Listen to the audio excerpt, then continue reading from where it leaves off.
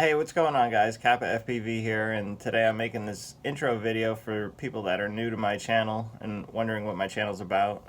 Obviously, I'm into FPV drones. As you can see here, I have tons of drones, different types of goggles, controllers, small ones, big ones, little ones, you name it. Also into RC rock crawling.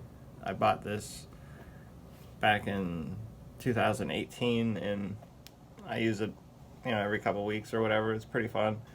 And I do 3D printing, make custom 3D printed bodies.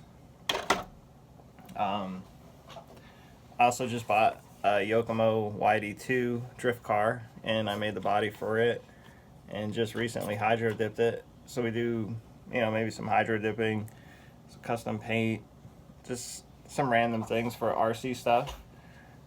Also, I just found out that I'm going to be a father for the first time, so I'm pretty excited about that. So things might change even with the channel and content from here on out too. So I don't know. I know I always love some drones and some RC, so hopefully my child will too. So if you want to come on this, I guess, life journey through YouTube, follow me and hit that subscribe button, and I'll be making some more videos soon.